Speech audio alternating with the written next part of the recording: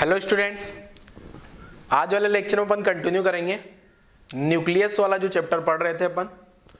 Last lecture में मैंने आपको मास, डिफेक्ट, बाइंडिंग एनर्जी और बाइंडिंग एनर्जी से न्यूक्लियस का स्टेबिलिटी कैसे देखा जाता है ये मैंने एक्सप्लेन किया था आपको। बहुत इंपॉर्टेंट है बच्चे, बहुत ज्यादा इंपॉर्टेंट है।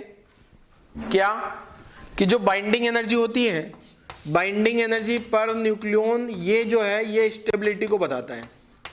ये मैंने लास्ट लेक्चर में आपको बताया था। क्यों बताता है उसका सब कुछ रीजन बताया था। इसके बाद एक न्यूक्लियन के साथ में बाइंड या एटॉमिक मास नंबर का, बाइंडिंग एनर्जी पर एटॉमिक मास नंबर या बाइंडिंग एनर्जी पर न्यूक्लियन का ग्राफ खींचा था अपन ने। ये इस टाइप का ग्राफ आता है ये, ठीक है। इस ग्राफ में जो सबसे ज्यादा वैल्यू होती है वो Fe के लिए होती है और वो 8.8 MeV पर न्यूक्लियन होती है। मीन्स Fe का जो एक न्यूक्लियन है Fe56 वो 8.8 मेगा इलेक्ट्रॉन वोल्ट एनर्जी से बाउंडेड है। इसके बाद में ये जो लाइट न्यूक्लियस होते हैं, ये A 30 वाले लाइट न्यूक्लियस यहाँ जाएंगे फ्यूजन होके, और ये वाले न्यूक्लियस इधर आएंगे फिजन प्रोसेस करके, टूट के यहाँ तक आएंगे, ठीक है। A 170 वाले, ये मैंने कल वाले लेक्चर में यहाँ तक की कहानी आप लोगों को एक्सप्लेन कर दी थी। अब आगे आते हैं, देखो क्या है। अब जो न्यूक्लियस अनस्टेबल होते हैं वो न्यूक्लियस क्या होते हैं बेटा? वो न्यूक्लियस जो है अनस्टेबल जो न्यूक्लियस होते हैं वो अल्फा बीटा गामा पार्टिकल को इमिट करते रहते हैं लगातार, और वो स्टेबिलिटी गेन करते हैं, ठीक है। अनस्टेबल न्यूक्लियस क्या चाहते हैं? स्टेबिलिटी गेन करना, ठीक है। तो मैं एक टर्म पढ़ा रहा हूं, ये nuclear fission and nuclear fusion को भी पढ़ाऊंगा लास्ट में, सबसे लास्ट में पढ़ाऊंगा क्योंकि आसान है, फटाफट से कर दूंगा कवर इसको। फिजन फ्यूजन कुछ ही नहीं उसमें ना। चलो तो अपन आते हैं, भी काम की चीज है अपना पास रेडियो एक्टिविटी, जिससे भी क्वेश्चन पूछा जाता है जनरली जेई में भी और नीट में भी। तो रेडियो एक्टिविटी क्या है? देखो रेडियो एक्टिविटी के बारे में समझ लेते हैं। कैलकुलेशन पार्ट है, अच्छी खासी कैलकुलेशन होती है रेडियो एक्टिविटी में। तो क्या है रेडियो एक्टिविटी ये समझते हैं। जो न्यूक्लियस होता है बेटा, वो न्यूक्लियस क्या करता है? Alpha beta gamma particle emit करके, alpha particle, beta particle, gamma particle emit करता रहता है लगातार, और स्टेबल न्यूक्लियस में कन्वर्ट होना चाहता है, ठीक है। और ये अल्फा बीटा गामा इमिशन करता रहता है स्टेबिलिटी गेन करने के लिए, और ये जो प्रोसेस है यही प्रोसेस को अपन बोल देते हैं क्या? Radio activity. और ये जो न्यूक्लियस होता है ना बच्चे, इसी न्यूक्लियस को बोल देते हैं अपन रेडियो एक्टिव न्यूक्लियस या रेडियो एक्टिव मटेरियल, ठीक है। अब अल्फा बीटा गामा क्या क्या होते हैं इसके बारे में समझ लेते हैं, और कैसे ये रिएक्शंस चलती है, ये सारी कहानी अपने को आज वाले लेक्चर में समझनी है, ठीक है। तो शुरुआत करता हूं मैं बच्चे रेडियो एक्टिविटी से। हेडिंग लिख देता हूं रेडियो एक्टिविटी, ठीक है। रेडियो एक्टिविटी कोई फिजिकल क्वांटिटी नहीं है बेटा, एक प्रोसेस का नाम है ये, ठीक है। ये एक प्रोसेस है, एक फिनोमिना है, जिसमें क्या होता है? रेडियो एक्टिव न्यूक्लियस जो होता है वो अल्फा बीटा गामा पार्टिकल को इमिट करता रहता है लगातार, ठीक है। इसको डिस्कवर किया था हेनरी बेकरेल ने, ठीक है। तो लिख देता हूं मैं, इट वॉज डिस्कवर्ड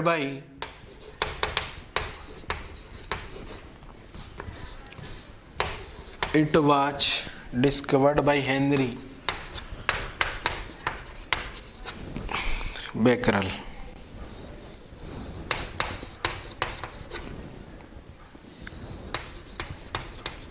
ठीक है। ये कोई नहीं पूछने वाला आपसे, बट पता होना चाहिए, ठीक है।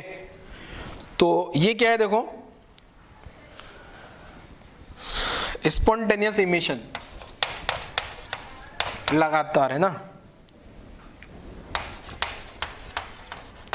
Spontaneous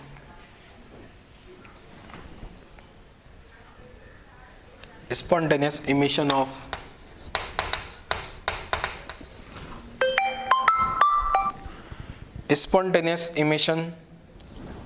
of radiations. अब ये जो रेडिएशंस होते हैं ये किस किस के? Alpha beta gamma. ये अल्फा बीटा गामा डीके या अल्फा बीटा गामा रेडिएशन क्या होते हैं इसके बारे में अभी आगे पढ़ेंगे अपन रेडियो एक्टिविटी खत्म होने के बाद में। वो समझा देंगे, सिंपल सी न्यूक्लियर रिएक्शन होती है, उनमें कुछ खास नहीं, ठीक है। Of spontaneous emission of radiation from unstable nucleus, from unstable nucleus is called radioactivity.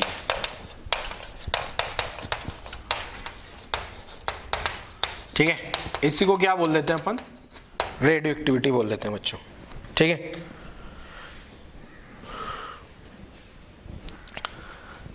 अब ये जो भी सब्सटेंस होते हैं या जो भी न्यूक्लियस होते हैं उनको बोल देते हैं अपन क्या, रेडियोएक्टिव न्यूक्लियस, ठीक है। तो न्यूक्लियस विच शोज या सब्सटेंस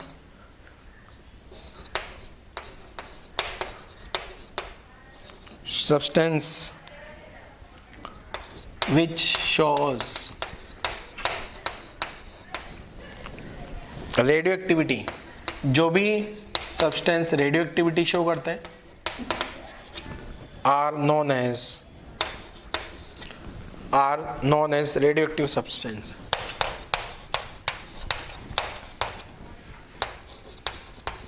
रेडियो एक्टिव सब्सटेंस, ठीक है। अब यहां से मैं अल्फा बीटा गामा के बारे में एक शॉर्ट इंट्रोडक्शन दे देता हूं आपको, ताकि कहीं भी जरूरत पड़े तो अपन लिख पाए, ठीक है।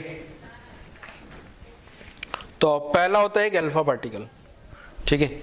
एक सबसे पहले लिख रहा हूं किसके बारे में, अल्फा पार्टिकल के बारे में। तो अल्फा पार्टिकल क्या है, देखो इसके बारे में समझ लेते हैं। अल्फा पार्टिकल वैसे मैंने कल वाले लेक्चर में भी शायद आपको बताया था, कल या परसों जो भी प्रीवियस लेक्चर में। हीलियम जो एटम होता है बेटा, हीलियम एटम का एक इलेक्ट्रॉन निकालो, फिर दूसरा इलेक्ट्रॉन भी निकाल दो, तो हीलियम में 2 ही इलेक्ट्रॉन होते हैं। दोनों इलेक्ट्रॉन को गायब करने के बाद जो हीलियम का न्यूक्लियस बन जाएगा, वो हीलियम का न्यूक्लियस होता है, उसी को अपन अल्फा पार्टिकल बोल देते हैं, ठीक है। तो इट इज ए डबली, ठीक है, डबल चार्ज है, चार्ज्ड हीलियम न्यूक्लियस। हीलियम का जो न्यूक्लियस है ना, उस पर डबल चार्ज कर दो। अब इसमें प्रोटॉन कितने होंगे, 2 तो प्रोटॉन होंगे और 2 न्यूट्रॉन होंगे, ठीक है। It consist 2 proton and 2 neutrons. 2 तो प्रोटॉन होंगे और 2 ही न्यूट्रॉन होंगे। अगर मैं मास की बात करूं यहाँ पे, अगर मुझे मास ऑफ अल्फा पार्टिकल निकालना है, मास ऑफ अल्फा पार्टिकल, तो ये जो है बेटा, अगर मेरे को मास ऑफ हीलियम एटम दिया है तो उसमें से 2 इलेक्ट्रॉन का मास सब्ट्रैक्ट कर दूं, twice of mass of electron, ठीक है। 2 इलेक्ट्रॉन का मास सब्ट्रैक्ट कर दिया जाए, ठीक है। तो ये जो ऑलमोस्ट आता है बेटा 4 प्रोटॉन के मास के बराबर आ जाता है, या 4 AMU लिख देता हूं मैं। ये जो आता है 4 AMU, ऑलमोस्ट, अप्रोक्स नहीं, सॉरी एग्जैक्ट नहीं। अब अगर चार्ज की बात की जाए तो दोनों इलेक्ट्रॉन हटा दिए मैंने, तो इस पे जो चार्ज आएगा बेटा, charge of alpha particle, alpha particle पे जो चार्ज होगा वो होगा प्लस N2E, ठीक है। अब इसके बाद आता है अपने पास बीटा पार्टिकल। बीटा पार्टिकल क्या है, देखो इसकी कहानी भी समझ लेते हैं। बीटा पार्टिकल कुछ नहीं है, ये इलेक्ट्रॉन और पॉजिट्रॉन है। एक होता है बेटा बीटा माइनस, बीटा माइनस का मतलब होता है इलेक्ट्रॉन, एक क्या होता है बीटा माइनस, और ये होता है क्या, इलेक्ट्रॉन। अब इसकी सारी कहानी तो आपको पता ही है। इस पे चार्ज कितना होता है, बीटा माइनस पे चार्ज कितना होता है बेटा, इस पे चार्ज हो जाएगा -E, और इसका जो मास हो जाएगा ME लिख देता हूं मैं ना। ऐसे ही एक होता है बीटा प्लस, ये इसको बोलते हैं पॉजिट्रॉन। इसको क्या बोलते हैं, पॉजिट्रॉन। पॉजिट्रॉन मतलब ये एक तरीके से पॉजिटिव इलेक्ट्रॉन के जैसा है, मींस इस पे जो चार्ज होता है ना, ये तो +E होता है, साथ में इसका जो मास होगा वो सेम इलेक्ट्रॉन के जैसा ही होता है, ठीक है। तो यहां तक की कहानी लिखो। अब एक होता है बच्चे क्या, गामा पार्टिकल। एक क्या होता है, अल्फा बीटा हो गया, तीसरा वाला जो है गामा पार्टिकल के बारे में यहां लिख देता हूं, ठीक है। ये आ गया क्या, गामा पार्टिकल। गामा पार्टिकल पे कोई मास नहीं होता। गामा पार्टिकल एक सिंपली फोटोन है, बहुत ज्यादा एनर्जी का। आपको अगर पता हो इलेक्ट्रोमैग्नेटिक वेव जो स्पेक्ट्रम पढ़ाया था मैंने, उसमें सबसे कम वेवलेंथ, इवन एक्सरे से भी कम वेवलेंथ आई थी गामा रेस की, वही है ये गामा रेस। फोटोन है, बहुत एनर्जेटिक फोटोन, बहुत ज्यादा एनर्जी वाले फोटोन है। तो ये कब निकलते हैं? जैसे कोई न्यूक्लियस है, न्यूक्लियस क्या करेगा, एक फोटोन को इमिट करके और ज्यादा स्टेबल बन जाएगा वो, ठीक है ना। तो कुल मिला के गामा फोटोन मोस्ट एनर्जेटिक वाले ये रेज है और कुछ नहीं है ये। इसका जो है ये क्या लिख दूं मैं, they are energetic photons, energetic photons, ठीक है। एंड इनका जो रेस्ट मास होता है वो 0 होता है, एंड हैविंग रेस्ट मास, इनका जो है रेस्ट मास क्या लिख सकता हूं मैं, 0 लिख सकता हूं। क्लियर है। और न्यूक्लियस अगर गामा रे इमिट करेगा तो वो कन्वर्ट हो जाएगा किसमें, और ज्यादा स्टेबल न्यूक्लियस में, ठीक है। ये भी लिख देता हूं, nucleus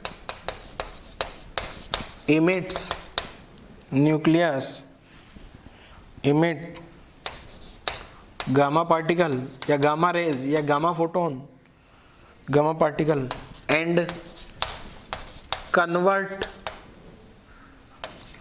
into more stable nucleus. Into more के बाद आप लिख लेना मोर स्टेबल न्यूक्लियस, ठीक है। वहां जगह नहीं है मेरे पास, ठीक है, मैंने लिख दिया। रिपीट कर देता हूं क्या लिखा है, nucleus emit gamma particle and converts into more stable nucleus. यहां लिख देता हूं मोर स्टेबल न्यूक्लियस, ये आपको यहां चिपकाना आगे, ठीक है। तो ये रेडियो एक्टिविटी की कहानी थी। रेडियो एक्टिविटी क्या होता है, कोई भी न्यूक्लियस जो है स्पॉन्टेनियस इमिशन करेगा अल्फा बीटा गामा का स्टेबिलिटी गेन करने के लिए, इसी प्रोसेस को रेडियो एक्टिविटी बोल देते हैं। ये जो भी सब्सटेंस होते हैं इनको रेडियो एक्टिव मटेरियल या रेडियो एक्टिव सब्सटेंस बोला जाता है। न्यूक्लियस है तो रेडियो एक्टिव न्यूक्लियस, ठीक है। डिस्कवर किया था बेकरल ने, अल्फा बीटा गामा क्या है समझा दिया। अल्फा तो पहले भी समझा रखा है, बीटा में क्या है, पॉजिट्रॉन और इलेक्ट्रॉन, बीटा माइनस और बीटा प्लस, दो टाइप के होते हैं beta particle, beta minus beta plus. Beta minus मतलब इलेक्ट्रॉन, बीटा प्लस मतलब पॉजिट्रॉन। बीटा माइनस इलेक्ट्रॉन है तो चार्ज माइनस ई और मास एम आ गया, पॉजिट्रॉन पे चार्ज प्लस ई और मास एम आ गया। क्लियर है। इसके बाद गामा पार्टिकल क्या है बेटा, ये मोस्ट एनर्जेटिक फोटोन है। अगर इलेक्ट्रोमैग्नेटिक वेव में भी अगर आपने देखा होगा तो सबसे शुरुआत गामा रे से ही हुई थी। एंड साथ में इनका रेस्ट मास 0 होता है, फोटोन है तो फोटोन का रेस्ट मास 0 होता है। बाकी फोटोन की सारी प्रॉपर्टी यहाँ भी वैलिड है। न्यूक्लियस क्या करेगा, गामा रे को इमिट करके और ज्यादा स्टेबिलिटी गेन कर लेता है। बाकी इन तीनों के बारे में भी आगे पढ़ेंगे अपन कि अल्फा पार्टिकल कब निकलेगा रिएक्शन में, बीटा कब निकलेगा, बीटा में बीटा माइनस बीटा प्लस दोनों कब निकलेंगे, कैसे निकलेंगे, न्यूक्लियस में क्या क्या चेंजेस कर देंगे, ये सारी कहानी आगे पढ़ेंगे, साथ में गामा की भी पढ़ेंगे। अभी पहले रेडियो एक्टिविटी को खत्म करते हैं, ठीक है। तो चलो आगे बढ़ते हैं, शुरुआत करते हैं आगे की। यहां तक की कहानी आप लोगों ने वीडियो पॉज करके लिख लेनी है। और अब मैं इसको रब करता हूं, मिटा देते हैं इसको और आगे बढ़ते हैं।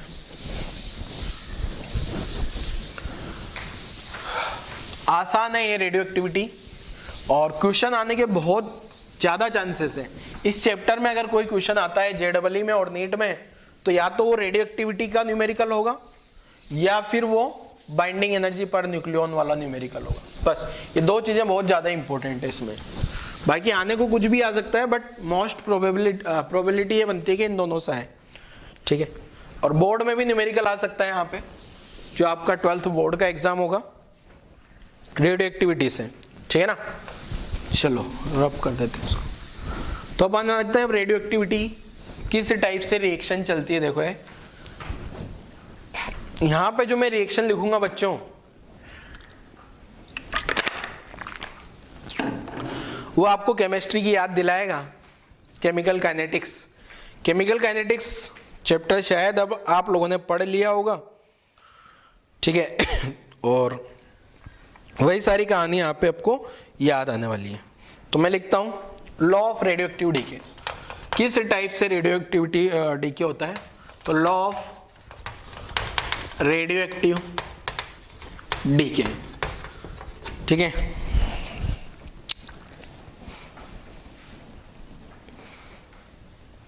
तो किस टाइप से रेडियो एक्टिव डीके होता है ये समझ लेते हैं।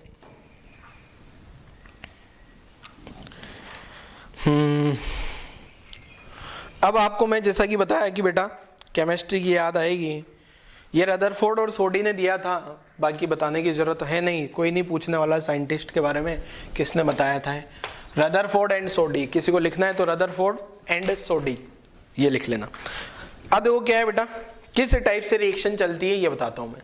जैसे मान लो कोई न्यूक्लियस है ए, ये ए न्यूक्लियस कन्वर्ट हो रहा है बी में, साथ में ये अल्फा बीटा गामा कोई पार्टिकल को इमिट कर रहा होगा, वो मैं नहीं बता रहा हूं, बस मैं ए और बी बता रहा हूं। ऑब्वियसली ए और बी में स्टेबल कौन होगा, बी स्टेबल न्यूक्लियस होगा, तभी तो बी में कन्वर्जन हो पा रहा है।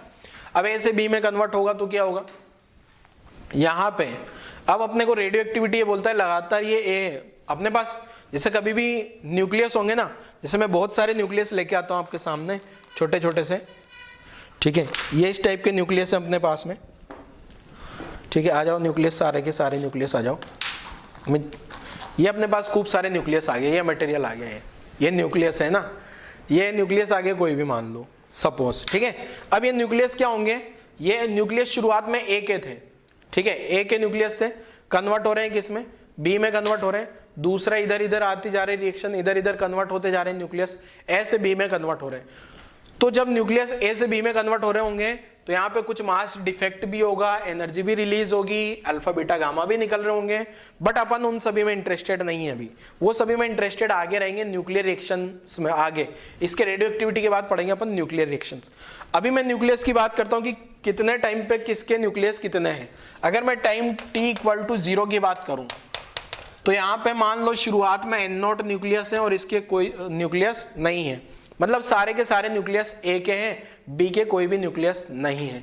थोड़ी देर बाद अगर टाइम टी पे बात करता हूं, यहां पर टाइम टी हो चुका है, तब न्यूक्लियस इसके एन बचे, तो यहां पे अगर मान लो ए के न्यूक्लियस थे कुछ न कुछ, ठीक है, ए के न्यूक्लियस N0 है, बी के 0 है। अब ये जो बी जो भी कन्वर्ट हो रहा है वो सब ए से आ रहा है क्या, मान लो यहाँ 100 न्यूक्लियस थे, इसके 0 थे, यहाँ 60 बचे तो ऑब्वियसली यहाँ 40 हो गए होंगे, मतलब ये जो बी के न्यूक्लियस होंगे बेटा ये N0 माइनस एन होंगे, क्योंकि जो ए के न्यूक्लियस है ना वो सारे के सारे बी में कन्वर्ट हो रहे हैं और कुछ में कन्वर्ट नहीं हो रहे हैं, पैरेलल में और कोई रिएक्शन नहीं चल रही है अभी, ठीक है। तो ए से बी में कन्वर्ट हो रहे हैं, तो ये टाइम टी की बात ही आ गई। तो यहाँ पे जो लॉ है रेडियो एक्टिव डीके, ये बोलता है क्या, अगर मान लो ये एक सैंपल है ए का, एक सैंपल ये है और दूसरा सैंपल ये है ए का। अब इसमें जो न्यूक्लियस है एक है, मान लो यहाँ पे 50 न्यूक्लियस है, कितने हैं 50, और यहाँ पे जो ए के न्यूक्लियस है सपोज वो 10,000 है, 10,000 न्यूक्लियस, खूब सारे न्यूक्लियस भर दिए मैंने, एक है वही सेम मटेरियल सब कुछ, बट इसके 10,000 न्यूक्लियस है, ए ही है, यहाँ पे 10,000 न्यूक्लियस है, यहाँ 50 न्यूक्लियस है। तो अब आप बताओ ज्यादा तेज रिएक्शन कहाँ चल रही होगी, ज्यादा तेजी से डीके कहाँ पे हो रहा होगा, इसमें यहाँ पे डीके ज्यादा जल्दी से हो रहा होगा, मतलब ए से बी का जो कन्वर्जन है यहाँ पे तेजी से हो रहा होगा या फिर वहां पे तेजी से हो रहा होगा, सोचो जल्दी से। ऑब्वियसली यहाँ पे हो रहा होगा, यहाँ तो एक ही बार में हो सकता है 100 न्यूक्लियस कन्वर्ट हो रहे हो, 200 कन्वर्ट हो रहे हो ए से बी में, यहाँ 50 में से कितने होंगे 10, 20, 30, ठीक है ना। तो यहाँ पे जो है रेट ऑफ रिएक्शन ज्यादा होगी, मीन्स न्यूक्लियस का जो डीके होगा वो ज्यादा होगा।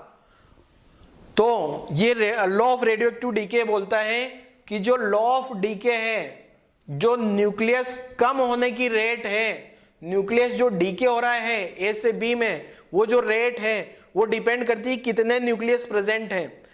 जितने ज्यादा न्यूक्लियस होंगे उतना ज्यादा डीके होगा, मतलब जो माइनस dn/dt है, माइनस dn/dt को बोलूं तो रेट ऑफ न्यूक्लियस डीके, ठीक है। तो रेट ऑफ न्यूक्लियस डीके जो होती है या rate of radio active decay, तो ये जो माइनस dn/dt है बेटा, ये होता है प्रोपोर्शनल टू n, कितने ज्यादा न्यूक्लियस डीके हो रहे हैं। ये माइनस ये बताता है कि जो ए के न्यूक्लियस हैं वो कम हो रहे हैं, ए के न्यूक्लियस क्या हो रहे हैं बच्चे, कम हो रहे हैं, ठीक है। ये मैंने जनरलाइज इक्वेशन लिखी है, ठीक है। Decay rate at time T, decay या radio active decay rate at time T, radio active decay rate at time T is given by. ये माइनस का मतलब क्या है बेटा, रेडियो एक्टिव न्यूक्लियस जो है वो कम हो रहे हैं। Radio active decay rate at time T is given by proportional to N. ये ए वाले न्यूक्लियस की बात हो रही है बेटा, ए वाले न्यूक्लियस डीके हो रहे हैं। प्रोपोर्शनलिटी हटेगी तो यहाँ कांस्टेंट आएगा minus D N by D t बरोबर यहाँ कांस्टेंट प्रोपोर्शनलिटी लेमडा बोल दिया उसको डी के कांस्टेंट बोला जाता है। इसको लेमडा को क्या बोला जाता है बेटा, डी के कांस्टेंट। तो लिख देता हूं लेमडा क्या है, लेमडा जो है यहाँ पे डी के कांस्टेंट है, तो लेमडा को क्या बोल दिया बेटा, डी के कांस्टेंट। ठीक है, इसका और भी नाम हो सकता है डी के कांस्टेंट का, और दूसरा नाम है क्या, कहाँ गया, और कुछ तो याद नहीं आ रहा अभी। तो डी के कांस्टेंट इसका नाम लिख दिया अभी तो मैंने, रेडियो एक्टिव डी के कांस्टेंट, ऐसा कुछ और भी नाम लिया जा सकता है इसको। ठीक है, अब मैं क्या करना चाह रहा हूं बेटा, मैं चाह रहा हूं ये वाली टर्म कैलकुलेट करना चाह रहा हूं। इनिशियल न्यूक्लियस तो मुझे पता है टी इक्वल टू 0 पे तो एन नॉट थे, ये वाले न्यूक्लियस कितने बचेंगे टी टाइम के बाद में। तो टी टाइम के बाद के न्यूक्लियस कैलकुलेट करने हैं ना, तो यहां से क्रॉस मल्टीप्लाई करके इंटीग्रेट कर लेते हैं। तो डी एन क्या आ गया बेटा, डी एन माइनस लेमडा, यहाँ एन को इधर लाना पड़ेगा, इसको ऐसा रीअरेंज कर लेता हूं मैं ताकि आपको इजीली समझ आ जाए। 1 upon N d N minus lambda d t. ठीक है, अब बताओ जरा, कर दें इसको इंटीग्रेट, इंटीग्रेशन सबको करना आता है ना, तो करो जरा शुरुआत इंटीग्रेशन की। 1 upon N d N integration minus lambda d t. आप लोग वीडियो पॉज करके एन का फंक्शन निकालो टाइम में, ये एन का वैल्यू पता करना है ना अपने को, यही तो बताना चाह रहा हूं मैं। अब आप लोग खुद से कैलकुलेट करो वीडियो पॉज करके, लिमिट लगा दो, वीडियो पॉज करके खुद से सोल्व करना है बेटा। टाइम टी इक्वल टू 0 पे न्यूक्लियस एन नॉट है, किसी भी टाइम टी पे ये न्यूक्लियस एन हो गए हैं, यहाँ 0 ही लिख देता हूँ, टी की लिमिट ही लगा रहा हूँ ऑब्वियसली। तो टी 0 है तब न्यूक्लियस एन नॉट है, टाइम टी हो गया तो न्यूक्लियस एन हो गया। 1 अपॉन एन का इंटीग्रेशन होता है अपना एल एन एन। ठीक है, एल एन एन लिमिट लगा दिया, कहाँ से कहाँ तक, एन नॉट से एन तक। लेमडा कांस्टेंट बाहर आ गया, डी टी का इंटीग्रेशन टी हो गया, लिमिट लगा दिया 0 से टी। ये लिखूंगा तो L N N minus l N N naught, l n है बेटा ये, ठीक है ना, माइनस लेमडा टी माइनस 0। ये लोग ए अपॉन बी वाला फॉर्मूला लगा दिया मैंने, तो L N N upon N naught आ जाएगा, माइनस से तो डिवाइड में हो जाता है, माइनस लेमडा टी यहाँ से आ गया। अब मैं यहाँ से अगर क्रॉस मल्टीप्लाई करूँ तो ये जो है ना बेटा, ये लॉग है, लॉग टू द बेस ई। तो मैं ऐसा भी लिख देता हूँ कि कुछ बच्चे तो एल एन को भूल गए होंगे, बहुत दिनों बाद आया है बेचारा। तो एन अपॉन एन नॉट क्या आ गया यहाँ पे, E to the power minus lambda T हो गया, एंटी लॉग लिया तो यहाँ पे, यहाँ क्या लिया मैंने, taking anti log, taking anti log.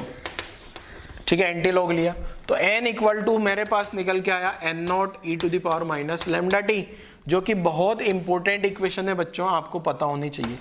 Means ये जो न्यूक्लियस से डीके हो रहा है ना, ये अगेन टाइम के साथ में अगर n का ग्राफ बनाया जाए तो चार्जिंग डिस्चार्जिंग में जो पढ़ाया था आपको उसी टाइप का ये ग्राफ आएगा, इनफाइनाइट पे जाके मैच करेगा। और ये जो मैक्सिमम न्यूक्लियस है ये एन नॉट है यहाँ पे, शुरुआत में जो न्यूक्लियस है टी इक्वल टू 0 पे एन का ग्राफ बनाया मैंने टी के साथ में। आपको पता है जैसे चार्जिंग डिस्चार्जिंग में पढ़ा था, ग्रोथ डीके सर्किट में पढ़ा था, वही सारी कहानी है यहाँ पे। एक्सपोनेंशियली डिक्रीजिंग कर्व इसको बोला जाता है। ये जो कर्व आ रहा है ये एक्सपोनेंशियली डिक्रीजिंग कर्व है, मतलब इनफाइनाइट टाइम पे जाके इनफाइनाइट तक जाएगा, इनफाइनाइट पे जाके सारे के सारे न्यूक्लियस डीके हो चुके होंगे।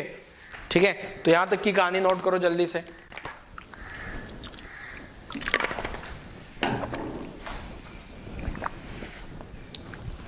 यहां तक की कहानी नोट कर ली बच्चों। अब यहां से बहुत सारे क्वेश्चंस बनाए जा सकते हैं बहुत सारे क्वेश्चंस बनाए जा सकते हैं। तो ये तो ए के न्यूक्लियस आ गए, और जैसे जैसे ए के न्यूक्लियस कम हो रहे होंगे बी के न्यूक्लियस बढ़ते जा रहे होंगे, और फाइनली बी के न्यूक्लियस कितने हो गए होंगे, एन नॉट। ठीक है, तो ये ए के न्यूक्लियस का ग्राफ तो एक्सपोनेंशियली डिक्रीजिंग आया, और बी के न्यूक्लियस का ग्राफ जो है एक्सपोनेंशियली इंक्रीजिंग आएगा। बी के न्यूक्लियस बनाऊंगा तो ये इस टाइप का ग्राफ आएगा। ठीक है, तो यहां तक की कहानी नोट करो, जल्दी से आगे बढ़ते हैं। और अब देखो यहां पे जो न्यूक्लियस आ गए, अब एक टर्म आती है यहां से, अगर आपसे क्वेश्चन बोल दिया जाए, अगर आप ध्यान से देखोगे ना, तो ये जो इक्वेशन आई है, अगर केमिस्ट्री में केमिकल काइनेटिक्स से इसको रिलेट करूं मैं, तो बताओ जरा कौन सा, वहां पढ़ते हो ना आप, zero order reaction, first order reaction, second order reaction.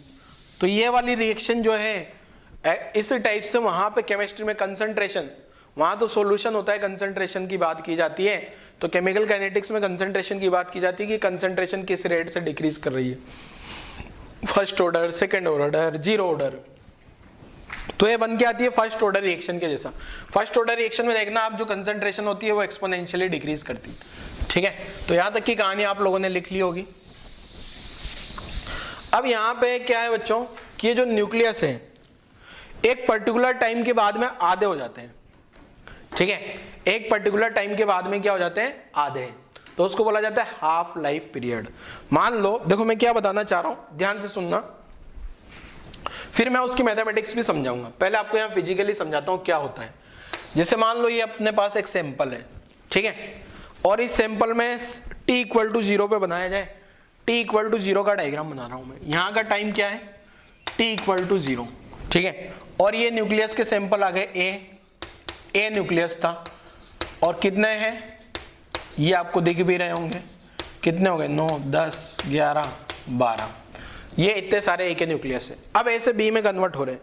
थोड़ी देर बाद मान लो मैंने थोड़ी देर बाद आया, कितनी देर बाद, मान लो मैं 2 घंटे बाद आया, 2 घंटे बाद, और 2 घंटे में क्या हुआ, ये कुछ ए वाले न्यूक्लियस तो एज इट इज मेंटेन रहे, और कुछ ए वाले न्यूक्लियस गायब हो गए। मान लो ये इतने इतने इतने गायब हो गए। ठीक है, अब ये यहां वाले जो न्यूक्लियस ए से है ना, ये न्यूक्लियस ए से कन्वर्ट हो गए होंगे बी में। ठीक है, मान लो ये न्यूक्लियस कन्वर्ट हो गए बी, बी, बी, बी, इतने सारे न्यूक्लियस बी में कन्वर्ट हो गए 2 घंटे में। ठीक है, थोड़ी देर बाद हो रहा है हमें।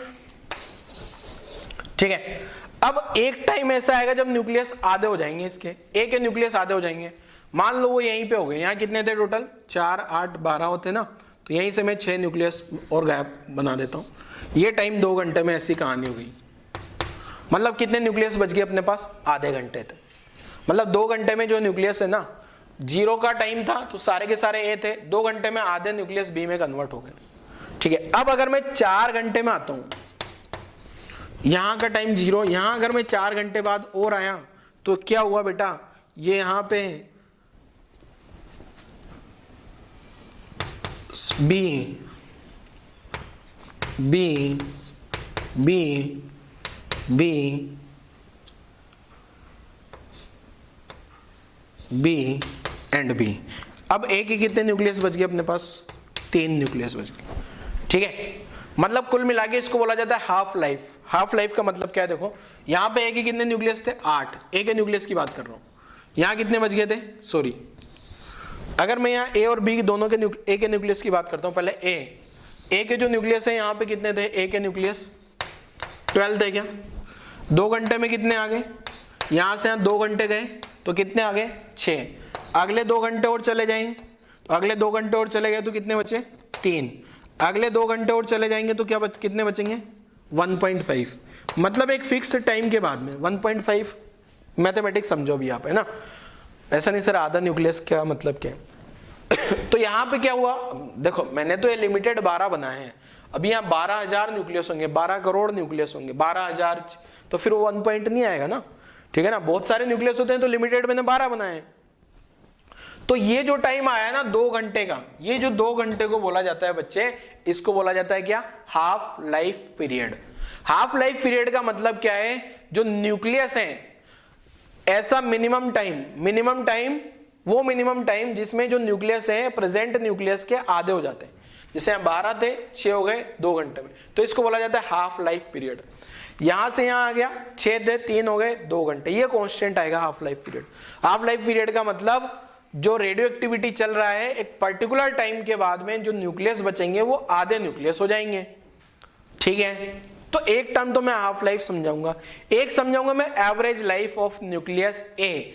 जो न्यूक्लियस है ना उनका एवरेज लाइफ क्या है। अब अगर मान लो मैं ये वाले न्यूक्लियस की बात करता हूं बेटा, ये वाला न्यूक्लियस की बात करूं, तो ये वाला न्यूक्लियस तो बेचारा ए जो न्यूक्लियस है, इस न्यूक्लियस की जिंदगी केवल 2 घंटे की रही क्या। अब मुझे नहीं पता 2 घंटे की भी है कि नहीं, 2 घंटे से पहले ही खत्म हो गया है, क्योंकि यहां ए से बी में कन्वर्ट हो गया ना। ये तो मतलब ये वाला बेचारा न्यूक्लियस ए से बी में जब कन्वर्ट हुआ तो इसकी जिंदगी पूरी जिंदगी 2 घंटे ही रही, बस 2 घंटे से भी ज्यादा नहीं है।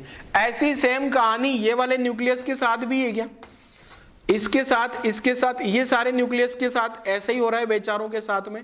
इनकी सभी की जिंदगी का भरोसा नहीं है कि 2 घंटे भी है कि नहीं, पर ये कंफर्म है 2 घंटे से कम है सबकी जिंदगी लाइफ स्पैन इनका। हो सकता है कोई आधे घंटे में ही चला गया हो सकता है कोई 1 घंटे में गया हो, कोई 1.5 घंटे में गया हो। ठीक है, अगले न्यूक्लियस पे आता हूं।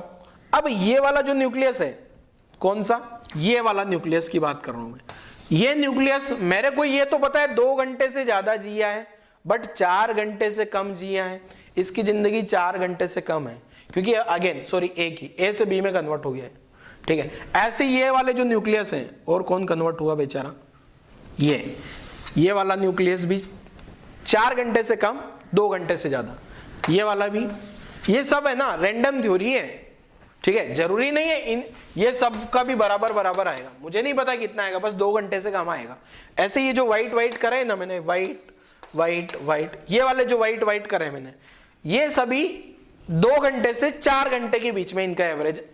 फिर अगला आएगा 4 घंटे से 6 घंटे, फिर अगला आएगा 6 से 8, फिर 8 से 10। तो सभी का जो लाइफ स्पैन है हर एक न्यूक्लियस का वो अलग अलग आ रहा है। तो उन सभी का अपन एवरेज निकालेंगे कि एवरेज लाइफ क्या आ रही है।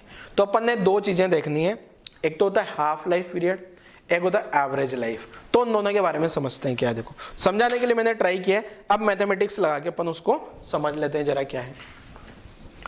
तो ये डायग्राम जिसको बनाना है बना लीजिए, मुझे नहीं लगता वैसे जरूरत नहीं है इसको बनाने की।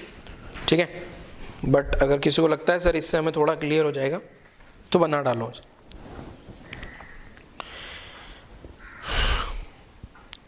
तो हाफ लाइफ के बारे में एक्सप्लेन करता हूं, देखो क्या है।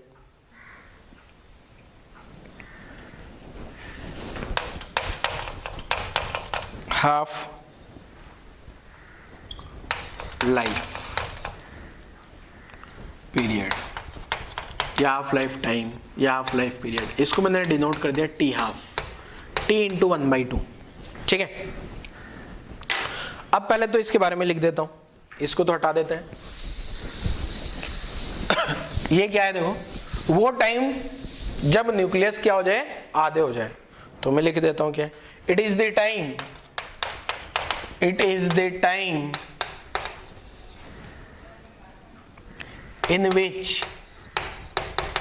in which number of active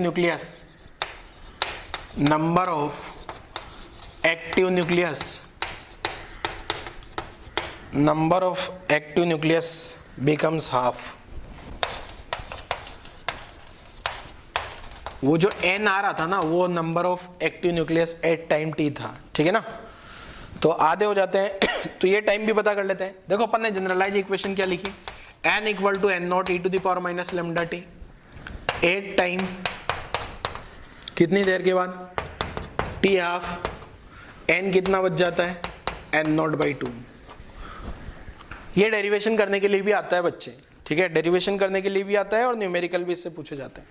तो यहां लिख दिया मैंने n naught by 2 equal to n naught, यहां आ गया e to the power lambda into t half, n naught से n नॉट गायब हो गया, तो यहाँ बन जाएगा 1/2 e to the power minus lambda into t half. इसके बाद सिंप्लीफाई करता हूँ जरा, इसके बाद क्या होगा देखो सिंप्लीफाई करने में, ln 1/2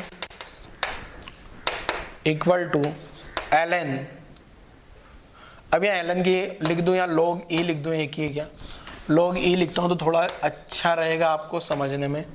log e to the power minus lambda into t half, तो ये हो गया, इसको ln हाफ लिख दूं अब चलेगा, या minus lambda into t half log e to the base e 1 हो जाएगा,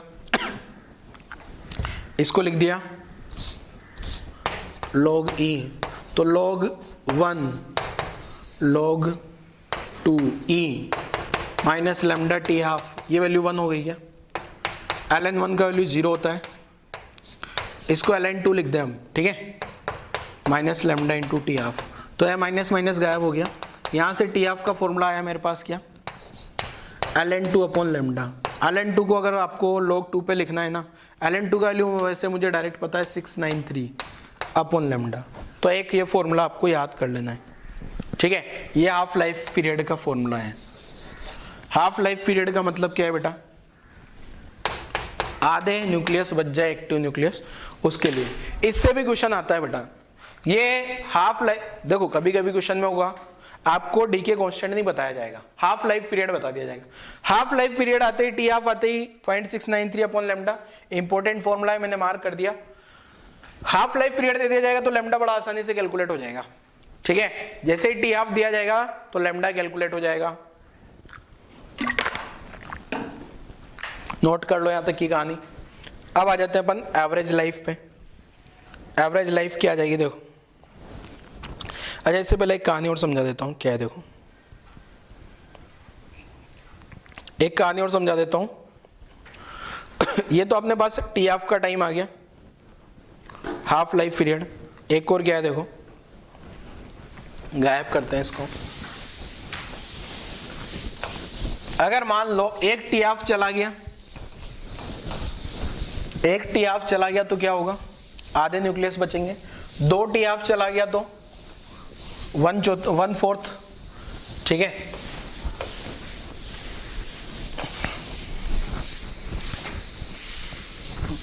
देखो, अगर मान लो t इक्वल टू 0 पे n0 न्यूक्लियस है, तो t equal to t half, एक टी हाफ चला गया तो n0 जो न्यूक्लियस बचेंगे वो n0/2, ठीक है। अगर मान लो 2 टी हाफ चले गए, 2 इंटू टी हाफ, तो ये जो न्यूक्लियस हो गए होंगे कितने हो गए होंगे, इसके भी आधे, ये हो गए होंगे n0/4, या इसको मैं लिख दूं n0/2 पावर 2, ठीक है। अगर मान लो 3 टी हाफ चले गए हों, तो यहाँ जो न्यूक्लियस बचे होंगे वो n0/8 बचे होंगे, इसके आधे n0/4 के, उसको मैं क्या लिख सकता हूँ n0/2 पावर 3। अगर मान लो 4 टी हाफ चले गए होंगे तो n0/16 2 पावर 4। अगर मान लो n टी हाफ चले गए होंगे तो जो न्यूक्लियस बचेंगे वो बचेंगे n0/2 पावर n, ठीक है। ये तो मैंने डायरेक्ट लिख लिया, डैश डैश लगा लेते हैं, डैश डैश, ये तो मैंने डायरेक्ट लिख लिया।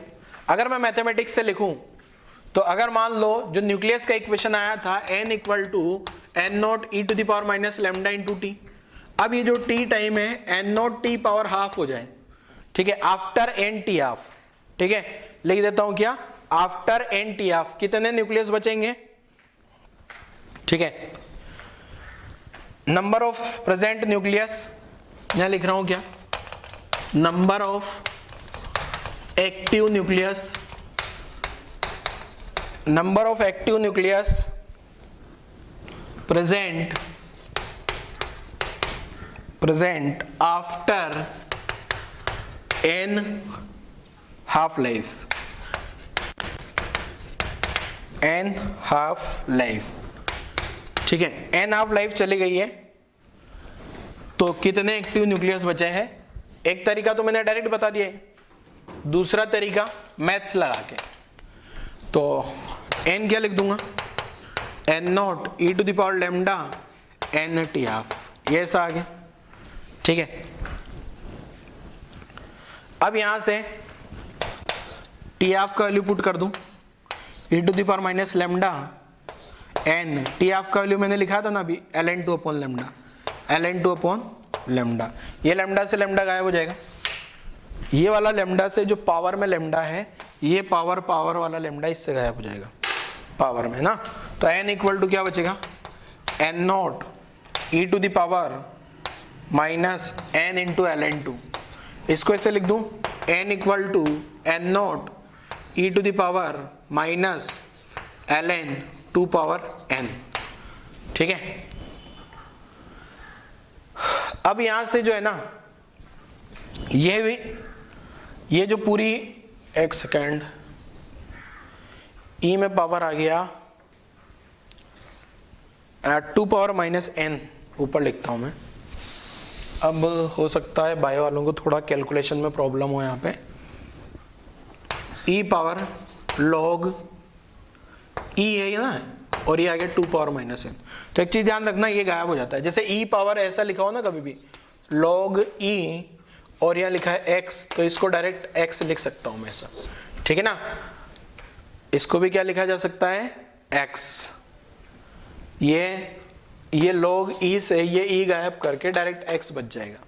ठीक है, ऐसे यहाँ पे क्या बचेगा n equal to N naught, यहाँ बचेगा 2 पावर माइनस n। तो ये क्या आ गया n equal to N naught 2 power n। ठीक है, बायो वालों को ये वाली कहानी थोड़ी हो सकता है ये वाली कैलकुलेशन नहीं समझ आई हो तो देखो मैं समझाता हूँ वापस से क्या है। आपको ये log की प्रॉपर्टी याद रखनी होगी, नहीं तो आप ये ऊपर वाला मेथड यूज करो। एन टी आप चले गए तो n equal to N naught upon 2 power n। ठीक है, और बाकी अगर ये भी समझ में आ गया हो, जैसे e पावर, वापस रिपीट कर रहा हूँ, e पावर log e, यहाँ 2 है ना, तो ये जो सारा वैल्यू सोल्व होके आएगा, निकल के आएगा 2। ठीक है, कैसे आता है उस पर नहीं जाना, प्रॉपर्टी है पूरी मैथ्स में। इधर उधर रीअरेंज करके भी कर सकते हो, पर मैं उसमें इंटरेस्टेड नहीं हूँ। ठीक है, बायो वालों को जरूरत नहीं है, मैथ्स वालों को आना चाहिए। चलो यहां तक की कहानी लिखो जल्दी से। ये दो अलग अलग मेथड से सोल्व किया है मैंने। एक डायरेक्ट मेथड कर लिया अपन ने, डायरेक्ट मैथमेटिकल इंडक्शन बोले तो गैस करके ना, और दूसरा मैथमेटिक्स से प्रॉपर मैथमेटिक्स। अब पढ़ते हैं अपन कौन सा, एवरेज लाइफ के बारे में। तो यह इसको रब कर देते हैं। ये n नॉट 2 पावर n बड़ा इंपॉर्टेंट है बेटा, ये याद रखिएगा आप लोग, है ना, ये इंपॉर्टेंट है, ये इंपॉर्टेंट। ठीक है, इससे डायरेक्ट क्वेश्चन सोल्व कर देंगे अपन। तो चलो और आगे बढ़ते हैं, और आ जाते हैं अपन किस पे,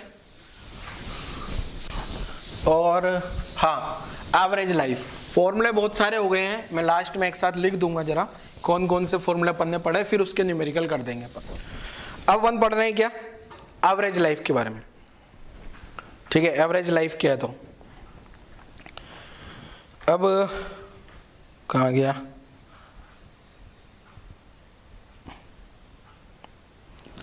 एवरेज लाइफ, या इसको मीन लाइफ भी बोला जाता है।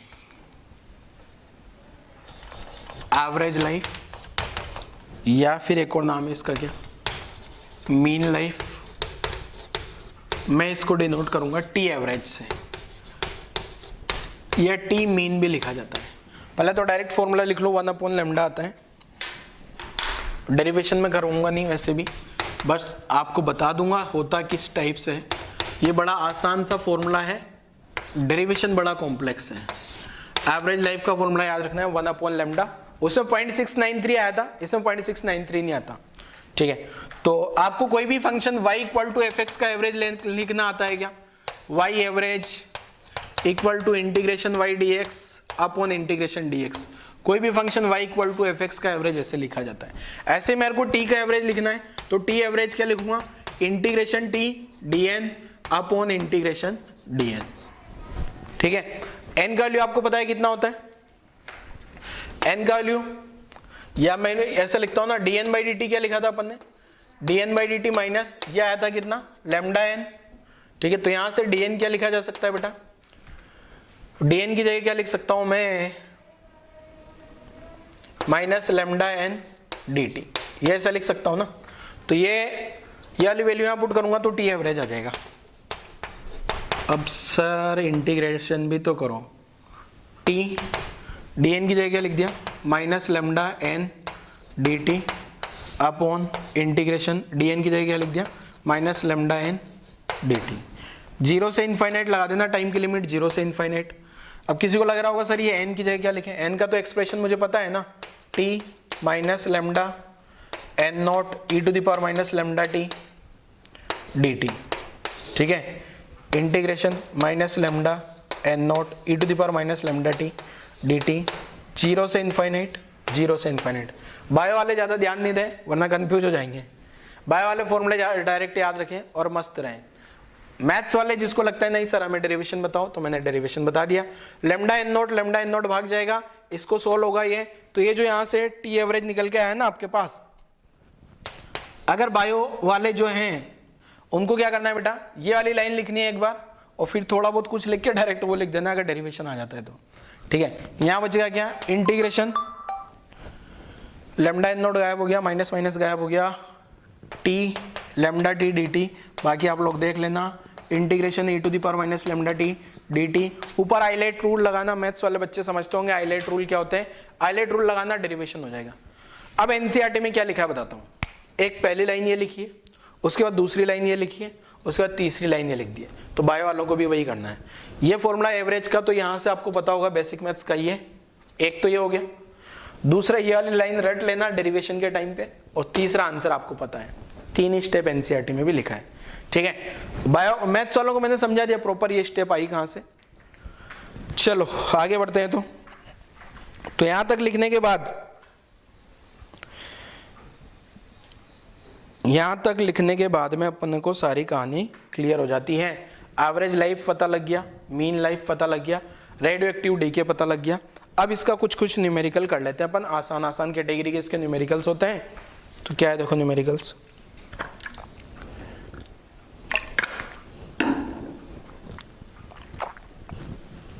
चलो गायब। अब मैं यहाँ पे फॉर्मूला बता देता हूँ पहले, तो क्या क्या फॉर्मूले हैं। ठीक है, उन फॉर्मूले को अपन बॉक्स में बंद करेंगे और उन्हीं से रिलेटेड ज्यादातर न्यूमेरिकल्स होते हैं। ठीक है, तो एक काम करते हैं, एक टर्म और बता ही देता हूँ, लगे आता हूँ, उसको कहाँ छोड़ते हैं, फिर अपन सारे फॉर्मूले लिख लेंगे एक साथ। देखो वो क्या है, दूसरी वाली टर्म, ये समझ आ गया होगा आप लोगों को। हाँ, एक टर्म होता है एक्टिविटी। एक्टिविटी क्या होती है देखो, एक काम करते हैं पहले इसके न्यूमेरिकल करते हैं, टाइम बचेगा तो एक्टिविटी के बारे में पढ़ेंगे, कोई दिक्कत नहीं। पहला formula n equal to N naught E to the power minus lambda t. दूसरा हाफ लाइफ पीरियड का ln2 अपॉन लेमडा। ln2 का वैल्यू पता होगा आपको 0.693 upon lambda, ln2 upon lambda भी पता होना चाहिए। यही फॉर्मेट में याद रखो, ln2 का वैल्यू आपको पता है। ठीक है, इसके बाद मैंने पढ़ा है 8 t equal to N t half. T equal to N t half, N जो बचेगा वो क्या बचेगा, N naught upon 2 power N. इसके बाद पढ़ा है एवरेज लाइफ का 1 अपॉन लेमडा। ये 4 फॉर्मूले अपन ने पता होने चाहिए। आज वाले लेक्चर का समराइज अभी तक तो यही है, बाकी अपन न्यूमेरिकल देख लेते हैं। ठीक है, तो पहला न्यूमेरिकल लिखता हूं जरा, क्या है। ठीक है, फर्स्ट न्यूमेरिकल आपके सामने। न्यूमेरिकल्स आसान बनते हैं यहाँ पे, ऐसा कुछ जरूरी नहीं है कि हार्ड न्यूमेरिकल ही बने। ठीक है, चलो पहला क्वेश्चन क्या है देखो, अ रेडियो एक्टिव सैंपल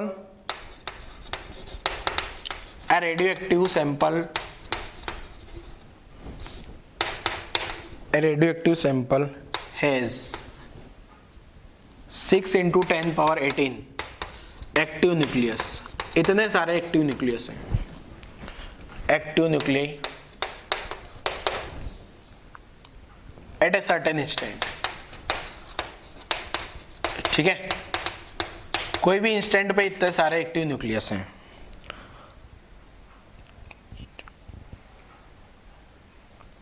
यार ऐसा क्या क्वेश्चन है, मतलब बहुत आसान क्वेश्चन है, इतना आसान क्वेश्चन नहीं पूछना चाहिए। How many of these nucleus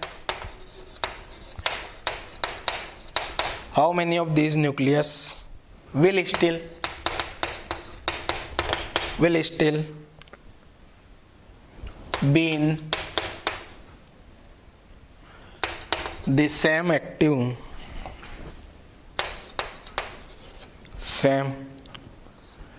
active state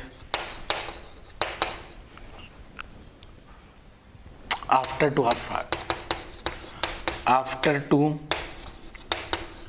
half lives.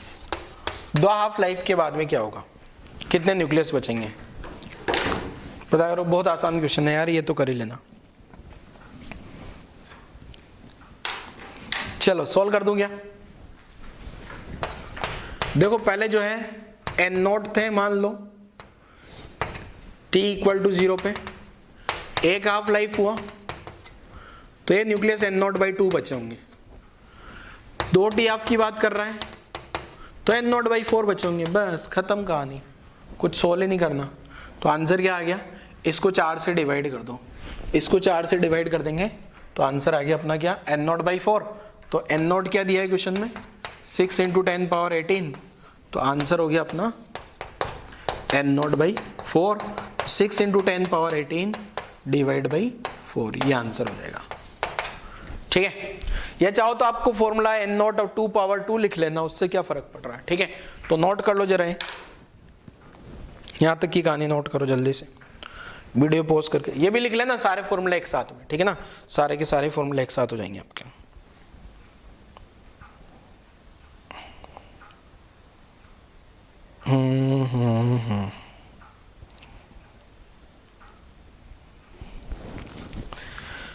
चलो और आगे बढ़ते हैं, यहाँ तक की कहानी आप लोगों ने लिखी होगी, इसको रब कर रहा हूँ मैं, ठीक है ना। वीडियो पॉज करके लिखो जल्दी से आप लोग।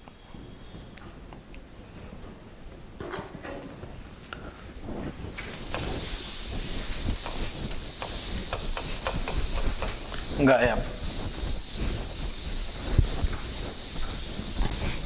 क्वेश्चन सोल्व करना है अब आपको, है ना। मैं क्वेश्चन लिख रहा हूं, ट्राई करिएगा जल्दी से।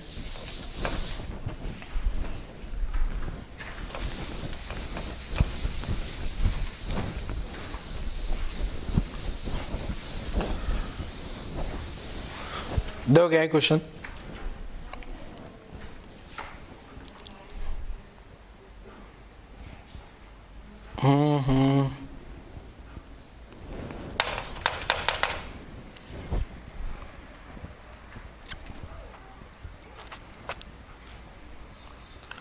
the half-life of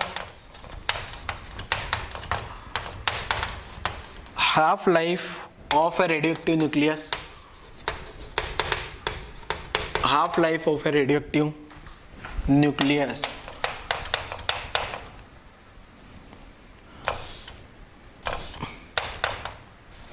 half-life of a radioactive nuclide is 20 hours। ठीक है, व्हाट फ्रैक्शन ऑफ, क्वेश्चन बड़े आसान होते हैं यहाँ पे अगर आपको क्लिक करिए तो, what fraction of original activity will, sorry activity नहीं, what fraction of original active nucleus, active nuclei will remain after 40 hours। 40 घंटे बाद क्या कहानी बचेगी, कितना percent. The half life of the radioactive nuclide is 20 hours, 20 घंटे की जो है उसका हाफ लाइफ है। What fraction of original active nuclide, कितने फ्रैक्शन, कितना फ्रैक्शन बचेगा, ठीक है। What fraction of original active nuclide will remain after 40 hours, ठीक है। आंसर ऐसा होगा 1/2, 1/3, 1/5, 1/7, 1/8, इस टाइप का आंसर होगा। तो ट्राई करो जरा, क्वेश्चन आसान है। वीडियो पॉज कर लो और क्वेश्चन को ट्राई करिए जल्दी से। अगला एक और क्वेश्चन यहीं पे लिख देता हूं, इधर इसको ट्राई करते रहो जब तक आप लोग। हाफ लाइफ ऑफ,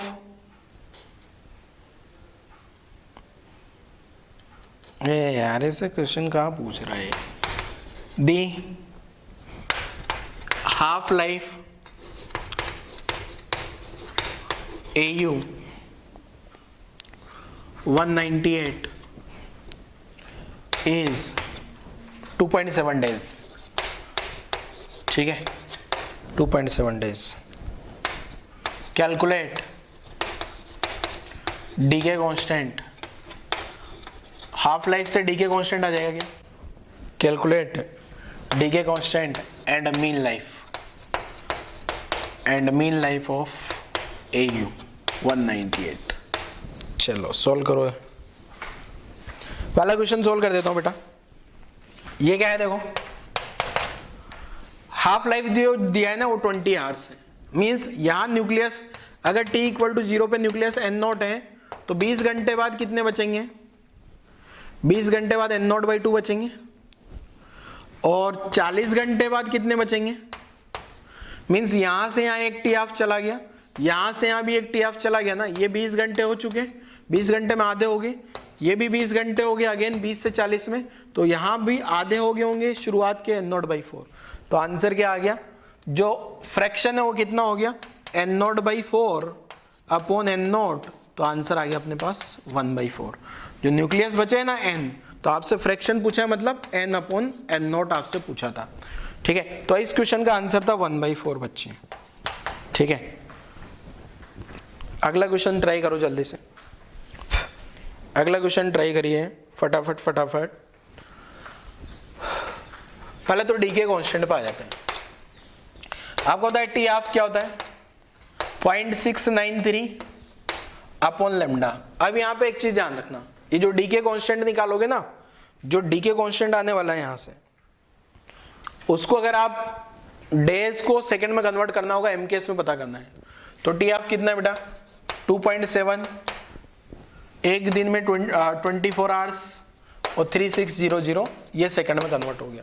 तो आ गया 0.693 अपॉन लेमडा। अब आपको क्या लगता है मैं लेमडा पूरा कैलकुलेट करूंगा? नहीं, कभी नहीं। तो ये आ जाएगा 2.9 इंटू 10⁻⁻8 सेकेंड माइनस। कौन सा फिजिकल क्वांटिटी ऐसा है जिसका डायमेंशन डी के कांस्टेंट के जैसा है? ठीक है, तो पता करो जल्दी से, फ्रीक्वेंसी ऐसा है क्या? अब अगर मुझे मीन लाइफ चाहिए, टी मीन, तो मीन लाइफ क्या होती है? 1 अपॉन लेमडा। ठीक है, अगर मुझे 1 अपॉन लेमडा की वैल्यू चाहिए है तो 1 अपॉन लेमडा, यहां से मैं 1 अपॉन लेमडा क्या लिख सकता हूं? अगर मैं इसको 1 लेमडा का वैल्यू डेज में निकालू ना, टी ऑफ 1 अपॉन लेमडा होता है ना, तो 1 अपॉन लेमडा, तो ये आ गया मीन्स 1 अपॉन लेमडा की जो वैल्यू है वो आ गया टी हाफ अपॉन 0.693। ठीक है, कैसा है देखो, यहां से 0.693 को इधर डिवाइड कर दूं तो 1 अपॉन लेमडा बचेगा क्या? 1 अपॉन लेमडा क्या गया? T half upon 0.693। मतलब जो मेन लाइफ है ना वो हाफ लाइफ से ज्यादा होती है। ठीक है, तो ये टी हाफ कितना था? 2.7 डेज था क्या? डिवाइड किया मैंने किससे? 0.693 से। तो मेन लाइफ जो यहां से कैलकुलेट करने पे आई है मेरे पास, मीन लिख लो या एवरेज लिख लो, कोई फर्क नहीं पड़ता। ठीक है, तो ये आ रही है 3.9 डेज। मतलब एवरेज हर एक न्यूक्लियस जो है 3.9 डेज जिंदा रहा होगा, फिर वो डीके हो गया होगा। चलो, कहानी यहाँ तक खत्म नहीं हुई, अभी और भी न्यूमेरिकल्स हैं अपने पास में, बट और न्यूमेरिकल्स अब मैं नहीं कर रहा हूँ। एक सेकंड देख लेता हूँ कोई ढंग का न्यूमेरिकल है तो, नहीं तो फिर आगे वाला टॉपिक पढ़ा देता हूँ। एक्टिविटी छोटा सा टॉपिक है, टॉपिक तो क्या है, फालतू ही का ही टॉपिक है वो तो।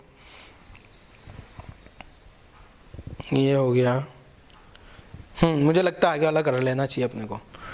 तो ये दोनों न्यूमेरिकल आप लोगों ने लिख लिए होंगे, इसको रब करते हैं और एक्टिविटी पे आ जाते हैं।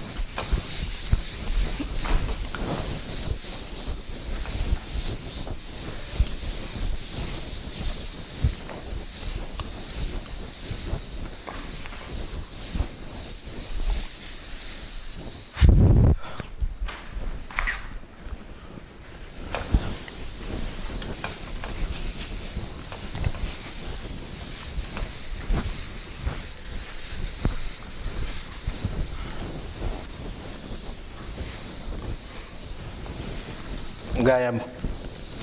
ठीक है,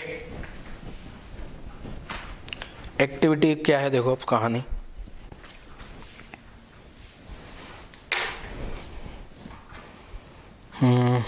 हाँ, जो एक्टिविटी है उसको मैं ए से डिनोट करूंगा, और एक्टिविटी के न्यूमेरिकल भी सेम वैसे होंगे जैसे भी अपन ने कर रहे हैं सारे। तो एक्टिविटी क्या है देखो, activity is defined as rate of radioactive decay, rate of radioactive decay of nuclei. ठीक है, तो इसको एक्टिविटी को ए से डिनोट करेंगे। तो ये जो एक्टिविटी होती है ये होती है minus D N by D T, और minus D N by D T को अपन ने लेमडा एन लिखा था। ठीक है, तो यहां से एक्टिविटी आ जाएगी लेमडा एन की जगह क्या लिख सकता हूँ, N naught E to the power minus lambda t, direct है ना। और ये जो ए है इसको लिखा जा सकता है A naught E to the power minus lambda T. बाकी वही हाफ लाइफ वगैरह सब वही कुछ आ जाएगा इसमें। अपन ने यहाँ से लेमडा ए, ये जो लेमडा इंटू एन नॉट है इसको मान लिया ए नॉट, ये आ जाएगी इनिशियल एक्टिविटी या फिर activity at t time 0, initial activity या फिर activity at time t equal to 0। ठीक है, तो यहां तक की कहानी ये एक्टिविटी की आती है। अब एक्टिविटी जो है उसका यूनिट देख लेता हूं, यूनिट क्या है उसका, इसका ऐसा यूनिट ऑफ एक्टिविटी, यह है बेकेरल, BECQ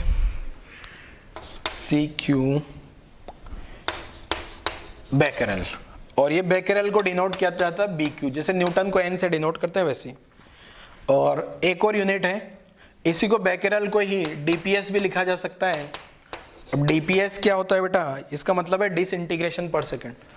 जो बेकेरल है इसी को क्या लिखा जा सकता है, DPS भी। BQ को लिखा जा सकता है DPS, इसका मतलब है डिसइंटीग्रेशन या डीके पर सेकेंड भी बोल सकता हूँ, डिसइंटीग्रेशन पर सेकेंड, कितना डीके हो रहा है या डीके पर सेकेंड शॉर्ट में। ठीक है, डीके पर सेकेंड भी बोला जा सकता है। ठीक है, अब एक और एक्टिविटी आती है क्यूरी। क्यूरी क्या है देखो, 1 क्यूरी जो है, क्यूरी भी एक स्पेशल यूनिट होता है इसका, याद रखना चाहो तो याद रख लीजिएगा, 3.7 into 10 to the power 10 DPS। मतलब अगर जैसे metre centimetre, metre kilometre, metre feet, metre inch, metre centimetre, metre millimetre, उसी टाइप से ये क्यूरी है। अब ये क्यूरी क्या है देखो, ये है एक्टिविटी ऑफ 1 ग्राम रेडियम। जो 1 क्यूरी होता है ना, इसका डेफिनेशन होता है क्या, activity of 1 gram radium. Radium जो है एक एलिमेंट है, रेडियो एक्टिव एलिमेंट, उसका जो एक्टिविटी 1 ग्राम रेडियम ले लो ना, ये मास पे डिपेंड करेगा ना लैम्डा एन। तो 1 ग्राम का अगर मैं रेडियम ले लूं तो उसका जो एक्टिविटी है उसको अपन क्या बोल देंगे, 1 curie. Activity after N t half वही हो जाएगा, activity after N t half ये हो जाएगा A equal to A0 2 power n। ठीक है, तो ये थी एक्टिविटी की कहानी, आसान सा है इसलिए मैंने समझा दिया इसको भी। बाकी न्यूमेरिकल सारे एक्टिविटी के भी वैसे ही रहने वाले हैं। तो बच्चों आज वाला लेक्चर अपन यहीं क्लोज करते हैं। आज वाला लेक्चर रहा रेडियो एक्टिविटी के नाम पे। रेडियो एक्टिविटी के जितने भी क्वेश्चन हैं वो सारे आपको डीपीपी मॉड्यूल से करने पड़ेंगे अगर इसका समझना है अच्छे से। तो कैलकुलेशन वाला पार्ट है थोड़ा n equal to n0 e to the power minus lambda t वाला, ठीक है। बाकी न्यूमेरिकल बड़ा आसान से आते हैं, टी हाफ वाला आता है बस, ठीक है। हाफ लाइफ के अच्छे से न्यूमेरिकल आने चाहिए आपको, ठीक है। तो लेक्चर क्लोज करते हैं, आगे वाले लेक्चर में कंटिन्यू करेंगे इसी क्या और भी चीजें इसमें, न्यूक्लियर फिजन फ्यूजन वो सारी कहानी समझेंगे। तो आज तो लेक्चर यही क्लोज करते हैं बच्चों, थैंक यू।